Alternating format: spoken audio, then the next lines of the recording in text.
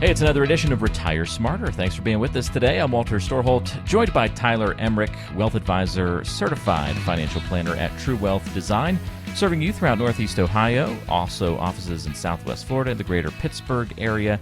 Easy to say hello if you want to start a conversation with the True Wealth team. Just go to truewealthdesign.com. Tyler, great to be with you this week. What's happening in your world? Great to be here. Not much, just hanging in there. We're coming towards the end of the year. We're recording this at the beginning of December. So it's getting in all those year-end tasks and then obviously spending some good time with family and in the holidays. I think this is going to be the first year we're going to have the extended family in to the household. So Nice. We'll be entertaining and, maybe going out on a limb and cooking. And we'll see how it all kind of shakes out. But, exciting time. Very good. What's on the menu? Give us a quick sneak peek. Oh, well, I haven't got there that far. Oh, okay. Gotcha. Come on. I still got a few more weeks. The event is happening, but we're not sure what we're eating yet. So. Yes, I'm still just trying to get over having the event and going to have a house full and making sure to entertain. There's still time. You got time. I made the mistake. We were doing some of those like angel tree gifts, where you pick a kid's gift list or wish list or something like that off the tree, and then put it back under the tree, and then local organization, make sure that gift gets to that kid in need, that sort of thing. We like doing those each year. But I made the mistake of going to Walmart to buy the gifts on like a Saturday morning, and I was like, I walked in, I was like, mistake. It's crazy in here. So it was an adventure, to say the least. That's hilarious. A similar experience on my end, at least my short list. My wife takes care of a lot of our buying, but there are a few that I certainly have to still do with the girls, our two little girls. And, I'm always last minute and the guy scrambling around and being like, all right, hey, what do we got to get? So doesn't match well with me being a financial planner. Right. You're supposed to be in advance of these things.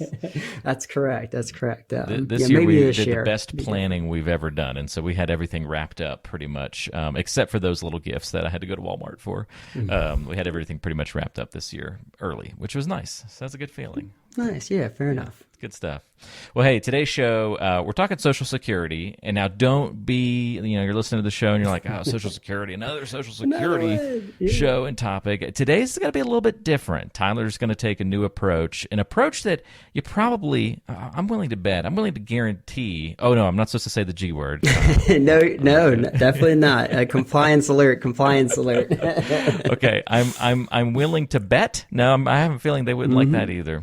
All right, well, I really hope that you are going to hear something on today's show that you haven't heard before, a little bit different approach to talking about Social Security as we near the end of the year, some great things to be thinking about. Tyler's going to take us through it all. So let's start peeling back the onion a little bit here, Tyler. What you got for us today? Yeah, sounds fair enough. And correct. I love the setup, Social Security. I mean, it's something that I think Kevin certainly and us talk about frequently. We're always getting questions and feedback around Social Security. So we thought now would be a good time to maybe dive back in and take a look at it through a different lens, like you had mentioned. Because, I mean, at the end of the day, Social Security is going to affect a lot of us, or most of us. Certainly there are some of those individuals and state employees that aren't going to maybe qualify for Social Security benefits, but it is an important topic and what we feel is extremely important, or at least the feedback that we get consistently and the questions that we get consistently, kind of elaborate and share that, hey, this is something that's impacting all of us and, something that listeners and our clients are wanting. So we're going to dive in today. And as we think about Social Security and how important it is, I think it's important to realize that I think that maybe it's even become more important over the years. 35 years ago, Social Security was a piece of the puzzle. I mean, we had Social Security, we had pension plans, and then you maybe had your own savings that would come in there and, fit that income puzzle for our retirees. And over the years, that's changed. Social Security really, for some families, might be the only income source that they're going to have coming in, with pensions certainly going by the wayside, and us seeing them fewer and fewer. I would certainly consider yourself lucky if you do have a pension, and even more so on top of that. Well, if your pension has a cost of living adjustment similar to Social Security, boy, you're really in the minority. So with Social Security being such an important part of that income puzzle.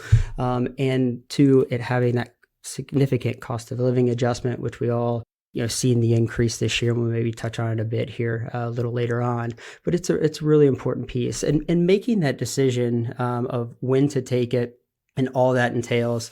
I mean, it really is something that you've got to get right. I mean, yes, you can cancel your Social Security application, I think within around 60 days from Social Security approving your benefits. And yes, you do have an option within the first year of withdrawing your benefits. But aside from that, 4, 5, 6 years down the road, you're kind of stuck in that decision that you made. So, what we want to do everything that we can to get it right. And hopefully today we'll touch on that and give you a few tidbits that will help you feel better about that decision. My wife just accepted a new job, and it has a pension. So I was like, "Oh man, I can't wait to tell Tyler and Kevin about that." Like one of these rarities out there, It is, yeah, and it's great that her company is doing that. And you're right. I mean, definitely in the minority, and something that'll be really impactful and very good when you guys start thinking about your retirement picture and planning and all the fun stuff that goes into it. Note for a future show, by the way, they have something that I had not heard about before. And so I was going to ask you guys about it. Maybe, I don't know if this could be a show or if this is something a lot of your clients run into, but they have some sort of, I don't know, I haven't done all the reading on it yet, but something, it's sort of related to Social Security, which makes me think about it. Not to get you off track, Tyler, but no, I may have this wrong. A 401A, like a Social Security replacement fund of some sort, like a different account that you don't have to put aside to Social Security, but yet it's still kind of the same amount that's going into something that you have more control over. Okay. Is that a decent way of describing that, maybe? Sure. Well, it's amazing all the different benefits and the types of plans that employers can offer. I mean, you got your typical ones, your 401ks and your 403bs, which I think we run into the most. But yes, there are 401as, 457B plans, and a whole host of other plans that employers can kind of sweeten their benefit deal with. So it's awesome to hear that she has it. And I will definitely notch it down as maybe another future topic. That we can maybe just a mailbag question if it can't fill out a full show. Yes, maybe. I like it. Yeah. All right, go ahead. I'm sorry. I didn't want to get you sidetracked. No, you're good. But so as we think about Social Security, I mean, we think it's so important. You look at our process when we're meeting with clients and we have our yearly updates. We're a very process-oriented firm. And as you think about, kind of those meetings and how they typically work, we always have a meeting agenda and kind of prepared notes and a flow to those to kind of keep us on track. And, Social Security is a piece of that meeting agenda for most, if not all, of the families that we meet with. And it kind of outlines the benefit amounts, the strategy that we're looking to take with Social Security, and maybe some of the key points. And we do that for a number of reasons. I think some of the two big ones. There's one, we don't want to make any mistakes or have any missed opportunities. There are, for a typical family, a handful of different benefits that you might be eligible for Social Security. I was thinking about setting you up for that, Walt, but I figured you've done enough Social Security podcasts in the past where you might be like, well, yeah, you have survivor benefits, spousal benefits, and there's a whole host of benefits that might be available. Love it. Love it. But a lot of times the information out there for individuals to get access to about these benefits is few and far between. I spent a number of years doing financial planning, of course, and I'll distinctly remember, or at least a nurse that I sat down with. A lot of the families I met with were specific to some of the hospital systems in the area here and kind of how I got my start in the business. And I had sat down with her, and as with most, she was coming to talk to me about retirement planning. And, she was in her late 60s, excuse me. And she had really just turned her attention to retirement planning and was frankly feeling quite a bit overwhelmed about the decision. And you could garner pretty quickly that in her mind, she was going to have to work for a number of years, well into her 70s, to kind of make the plan work and be able to retire. And that was kind of why she was coming to me again, was to try to get and say, hey, am I on track? What do these numbers kind of look like? And, how long do I have to work? And as with most of us, she had a number of things that affected her career and what she was able to save. But one of the big ones was she actually went through a divorce a number of years ago. And for any of the listeners that have gone through a divorce, obviously that can change plans significantly, derail a few things, and certainly change your asset picture and the amount of savings that you might have once had. And it was no different in her situation. And as we're kind of ticking through some of the boxes and I'm getting to know her a little bit better, I quickly realized when we started talking about Social Security that she had no idea that she would actually have access to her ex-spouse's benefits or a benefit related to her ex-spouse's Social Security. And boy, you could see after we kind of clarified and realized that, hey, this wasn't actually the case for her, it was almost like found money, Walt. Like, hey, oh wow, changes the math a little bit, right? It does, and it really can. And it was no small chunk of change that she was going to actually start adding, that she could actually add immediately. And then you actually, in her situation too, this was a benefit she frankly should have been getting for a while. And another little quirk with Social Security is that, hey, you can backdate that payment 6 months. So not only did she add quite a bit of income to her situation monthly to help her get towards that retirement goal, but she also got a pretty nice check right at the get-go because we were able to backdate that application and make it effective 6 months prior. And boy, a couple quirks there, right? If you had no idea you could access benefits based off of an ex-spouse, you had no idea you can backdate those payments, it definitely changed her situation sizably. Great to hear that people can get good news when they come into the office sometimes, and it's not always, whenever we think about kind of like, I don't know if some people have like an impression of like it's going to be like going to the doctor's office, right? Like you're just kind of dreading bad news when you come in to meet with Tyler and Kevin. Like the picture's never going to be as rosy as it is in your mind, perhaps. But then, hey, you get good news a lot of the time, don't you? It's always fun when you can give that. Absolutely. Yeah. And I think Social Security has gotten a little bit better in trying to educate and bring out some of those benefits. I mean, you could Google search potential entitlement Social Security, and they have like a nice questionnaire that you can kind of go through and really kind of walk through and say, hey, was there a benefit that I might be eligible for that I'm not taking advantage of? So they're definitely trying to get the word out there. And obviously, if you have a good financial advisor, it's our job to kind of bring those opportunities to you as well. But having that on that meeting agenda, or going back to that whole process and having it top of mind of our conversation, allows us not to miss opportunities like that. And it certainly allows us to be on top of any changes in your situation from year to year that might change that filing strategy. So we think it's important, and we're kind of hearing that from a lot of the listeners and our clients as well. It's great to hear. Mm-hmm. I guess as we kind of move on and get maybe to some of the meat and potatoes of what we want to touch on today about Social Security and how we're going to look at it a little bit differently. I think the big thing, or a high overarching topic or thought I want listeners to have in their mind is, well, today we want to help you maybe, how do you approach or tackle some of those decisions that you have to make with Social Security? And as I think about that type of a question and maybe set up what we're going to talk about here a little bit, one of the big things with any topic from a financial planning standpoint, I feel like, is the more information you can get in your hands to be able to make an educated decision that's going to be impactful for you and your family is extremely important. And Social Security is no different. But I do feel like I get it a lot. Hey, especially with Social Security, hey, I heard from my friend, or I had a family member that came to me and said I should do this or I should do that. And sometimes we make our decisions based off those things that we hear, and they're not always the case. And there's a couple that I've been getting here recently. Well, we'll talk about two, but one I get on a year in and year out basis pretty consistently. The other one's a little more specific to this year. But the old adage, or the old question of, hey, is Social Security going to run out of money? What do you think, Walt? Are we doomed? I don't think so. Not as doomed as maybe the headlines make you think. Correct. Yes. Every year, Social Security runs through and puts out what they call the trustee report. I think it's almost a 300-page document. So if you want some light reading, you can kind of go through there. But I think the gist of the document and what the really the important piece is, it talks about the funding status and when Social Security's trust funds set to run out. And really, there hasn't been much change in that from year to year. The Social Security trust funds meant to run out around 2034, 2035 timeframe, and it's been that way for a number of years. And what that means is, doesn't mean Social Security is going to go away if nothing changes before then. All it means is that Social Security will have more going out than what's coming in.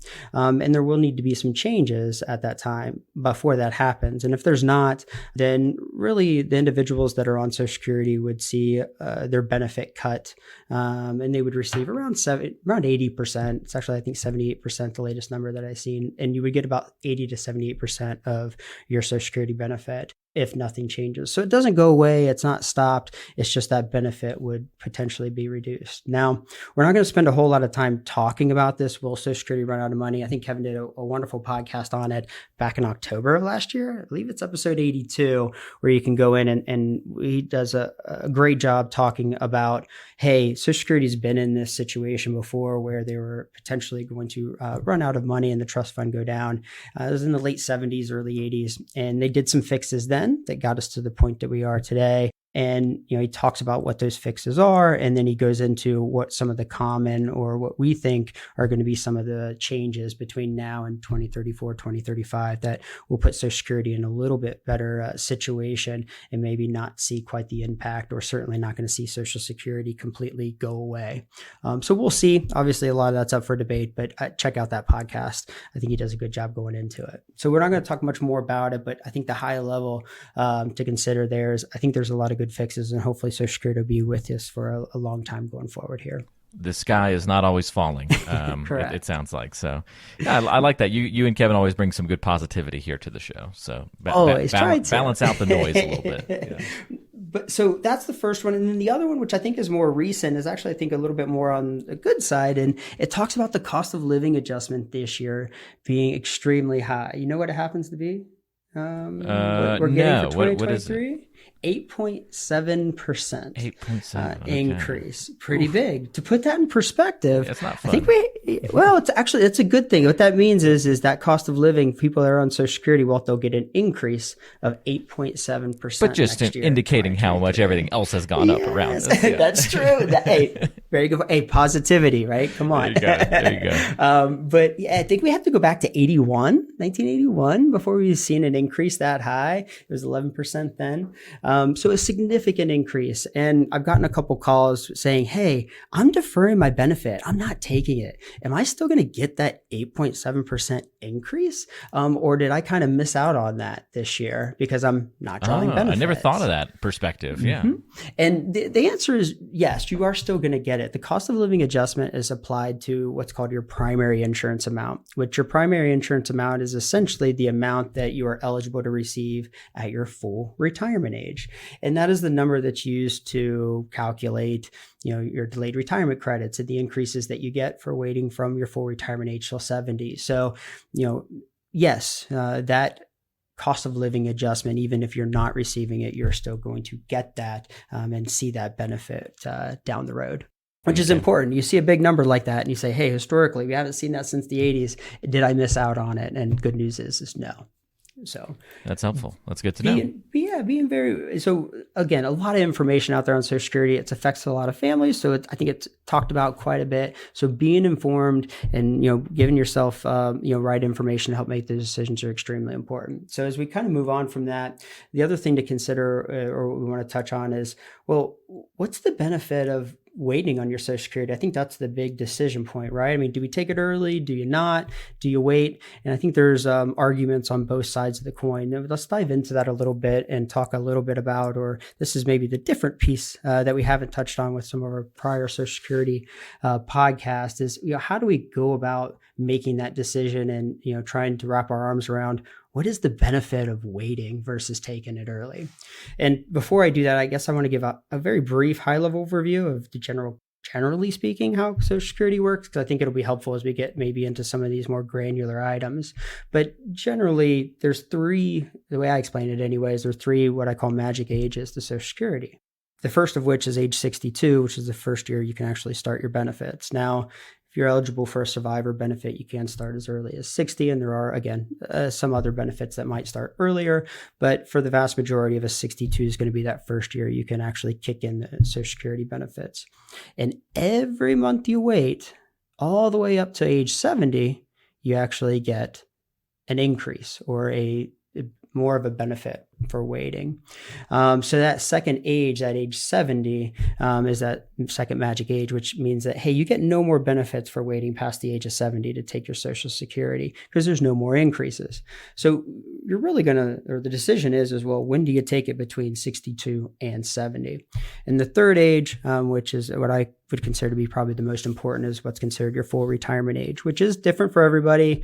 It can be anywhere between 66 and 67. It's based off the year that you're born. Do a quick Google search and find out which yours is. But that full retirement age, when Social Security considers you to be fully retired, and there are a host of benefits you get if you continue to wait till that full retirement age. So that's, again, high level, some of the ages and some of the choices. So let's kind of break down and decide, well, hey, when should you, or how do you consider when to start taking it?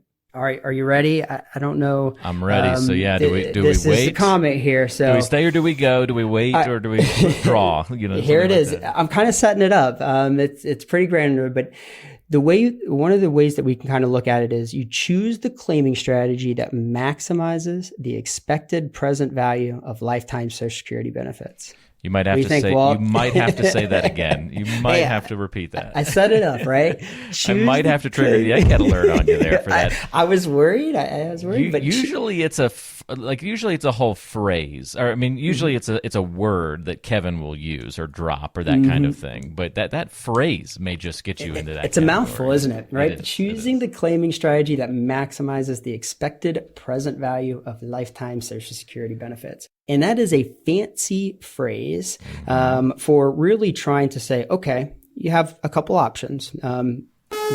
Okay. You come on, you did it. I did. That actually is my first one. It's your first egghead alert. You earned it, my friend. Is. That was well done. I was trying to stay away from it. But so what that phrase is getting at is it's saying, hey, let's say you have two options. You can take your Social Security benefit at age 65, or you can take it at age 70, which is the optimal decision. Well, if you think about Social Security in its most basic form, all it is a payment that you're going to receive every year, actually monthly, every year, until you pass. So if you break down year by year and write out each one of those payments, okay, the expected present value of all those payments is us essentially bringing all those payments back into a single number that we can use to compare if you were to take your benefit at 65 versus age 70. So we could do the same thing if you waited till age 70, break down that Social Security benefit on a year by year basis, bring all those numbers back into a single number that we can use to compare both strategies and say, well, mathematically, this one's going to be the one that optimizes your Social Security decision and gives you more of a benefit based off your situation. Okay. So if we peel back the onion on that a little bit more and say, well, what are the important components that go into that calculation? Well, the first of which is, well, how long are you going to get payments from Social Security? Which I don't know about you, but I don't know when I'm gonna croak, right? It'd make this all easier if we knew that, right? It definitely would, but we don't know, so we have to make some general assumptions there. Certainly, the longer that you live, the more benefit that deferring that benefit through Social Security is going to be. So we just got to make some general assumptions there. The second number that I think is extremely important in a calculation like this is understanding that benefit you get by waiting or deferring your Social Security, right? What does that look like? Well, if I take it at 65 versus age 70, what's the benefit? And mathematically, that benefit from your full retirement age to age 70 that you get is your Social Security benefit increases by 2/3 of 1% every month that you wait. Or maybe an easier way to think about it is it's about 8% per year.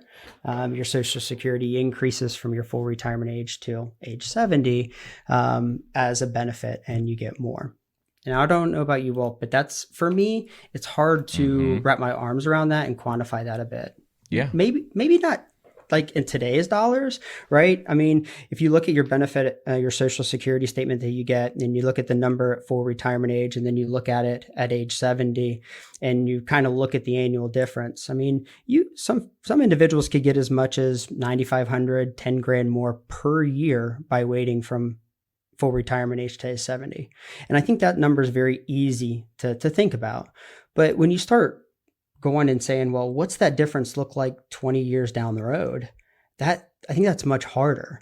I mean, you just throw some simple cost of living adjustments of say 3% on that. Well, what do you think that difference or benefit of waiting till 70 grows to on your payment 20 years down the road? And if you get this right, wow. Well, yeah, I won't throw out an exact number, but probably Fair. even greater Much than greater. what you would imagine. Yeah. I ran some quick numbers. It's around 17,000 more per Okay. year, Wow. 20 years down the road. So that's not insignificant. I don't think 10,000 a year is insignificant, but as you think about it and you start looking at numbers way far in the future, that benefit of waiting becomes much, much greater. The way I tend to think about it is you're almost purchasing insurance on either you or your spouse living a long and healthy retirement, which I don't want to get into life expectancies and what the numbers show, because I have many conversations about that as well. But that's how I generally think about that deferring benefits longer is you're kind of hedging your bet a bit and buying some insurance on you and your spouse living longer. So, it's a great way to look at all of those different moving parts there, Tyler. And I don't know, it's a helpful perspective to kind of think of things, look at in the short term, look at in the long term, seeing what waiting gets you, trying to balance all those different things. I know that can be what's overwhelming for folks, right? Just you don't want to make the wrong choice, but it sounds like also there's lots of benefits of whatever direction you choose. It's not like you totally fail if you choose a different path.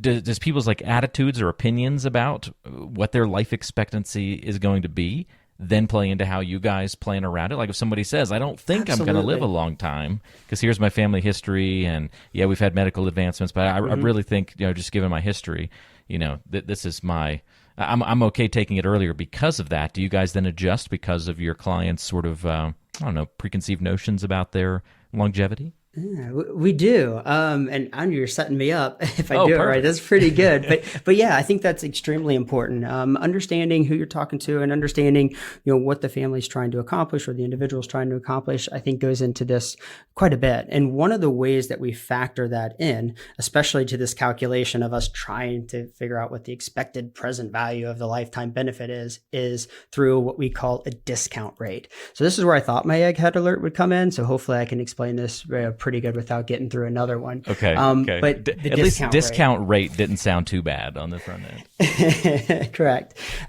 So 3 factors. This is the third one, discount rate. So we talked about longevity. We talked about the benefit of actually waiting and deferring your benefit. Now the discount rate is how we bring it all together. The discount rate is how we look at all those future payments and discount them or bring them back to a number in today's dollars that we can use to compare against another claiming strategy and really mathematically say, hey, this is the benefit to you.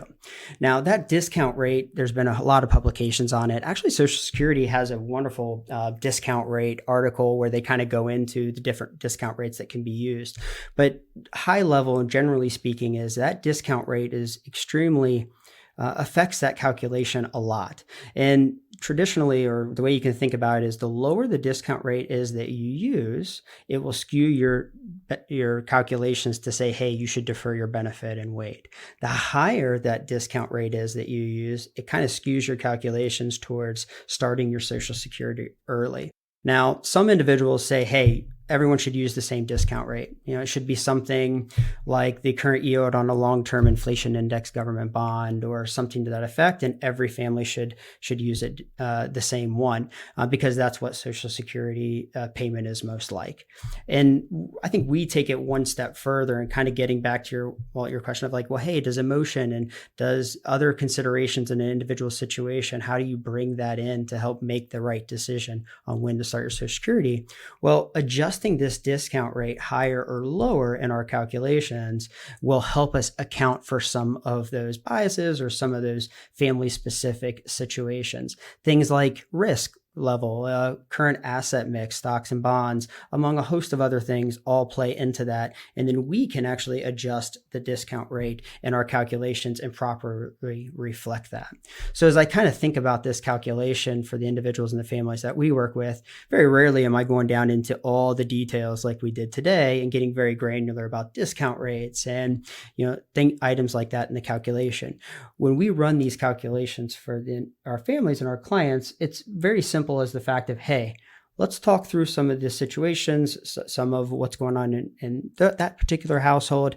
Let's run this present value calculation, this calculation that gets a claiming strategy to a single dollar we can use to compare across different claiming strategies, and kind of run it through real time with them and say, hey, based off your situation, your life expectancy, your risk tolerance, so on and so forth, this is the strategy that provides the most benefits to you based off of the assumptions that we made. Let's compare that to maybe what you were thinking, or let's compare this to another option and see how that number changes. You can make the decision for yourself, essentially. Well, is the way that we kind of think about it. So this is a real-time calculation, something that we can do and model in our systems very quickly and kind of boil it down to a very simplified number to compare different options to help put a number on where and which benefit would provide to you.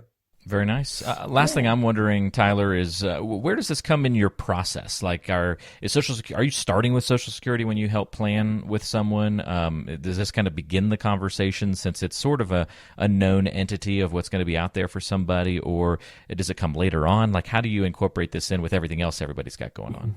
I think it depends. It's a case-by-case basis. If we got someone who's retiring that really needs to make a decision on Social Security quickly, I think it gets pushed to the forefront. If we're speaking with a family that's maybe younger, maybe 15 years out to Social Security, maybe that Social Security is covered at more of a high level. We make some general assumptions, and then as we progress and get closer, then we can continue to kind of dive into it on a little more detailed basis.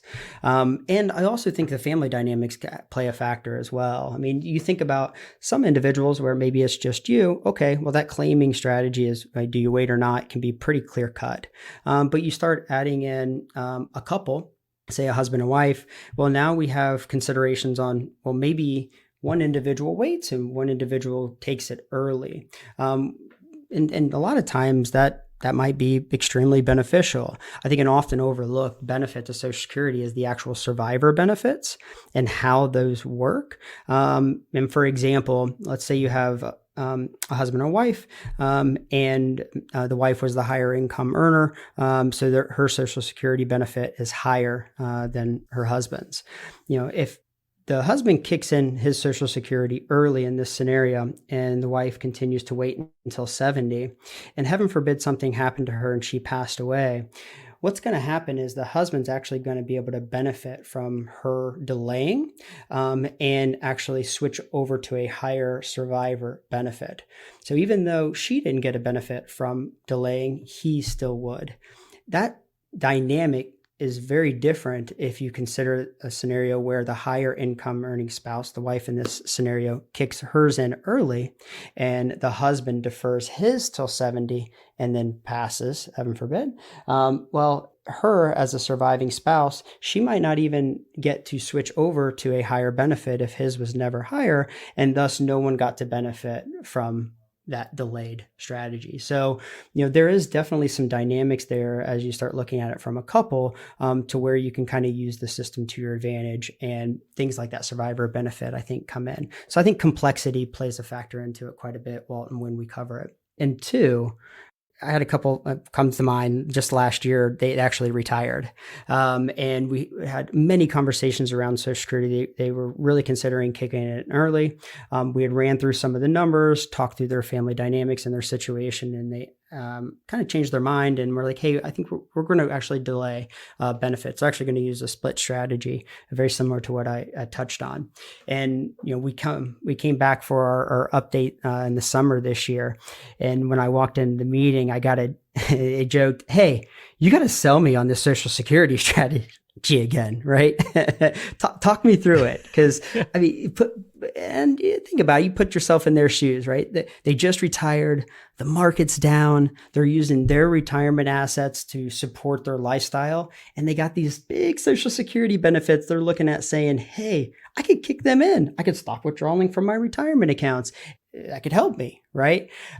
So they were joking around, but we definitely spent the time kind of talking through it. And they're still continuing to defer because, again, when you go through and you run the numbers and you start thinking long term, it really benefited them to kind of kick the can down the road and say, hey, we understand that there's some pain early here using their assets, and especially in the market that we're in, but we don't want to lose sight of the why behind deferring the benefits and delaying. In their case, it really is good for them. Great to hear your kind of thoughts and perspective on all of this, Tyler. Just so interesting to see how you guys approach every aspect of financial planning and getting ready for retirement. And here we take what seems like a simple subject of, electing Social Security, and you get to layer in all sorts of different levers and things that you guys are looking at to try and figure out what's the best, the absolute. I think you guys it's like your juicers. How can you squeeze the most out of every asset that your clients have? That's the level of detail that you go into. It's kind of like is that an internal philosophy by chance? Like leave no dollar left behind, like something like that? Extreme. I think Kevin would say that's a great way to explain it. For me, I know personally, I just want to get the information to individuals in a way that they can digest. Yes, we went extremely granular in the podcast today, is talking about discount rates and some of the other intricacies about how you can actually calculate and get a number to help you decide when to take Social Security.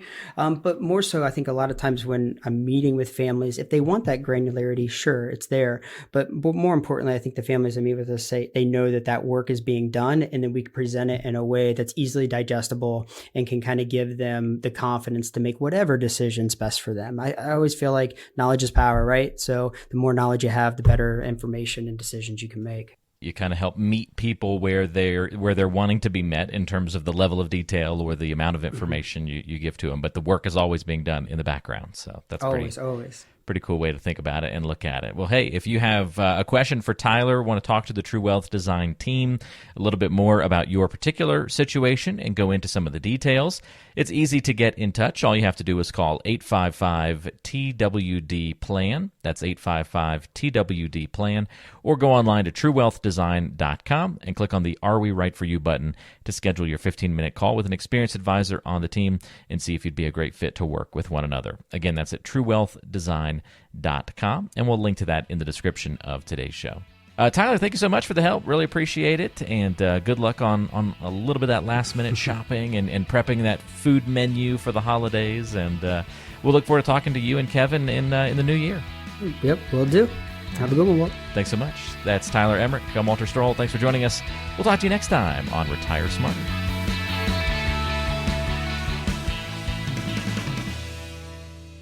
Information provided is for informational purposes only and does not constitute investment, tax, or legal advice. Information is obtained from sources that are deemed to be reliable, but their accurateness and completeness cannot be guaranteed. All performance reference is historical and not an indication of future results. Benchmark indices are hypothetical and do not include any investment fees.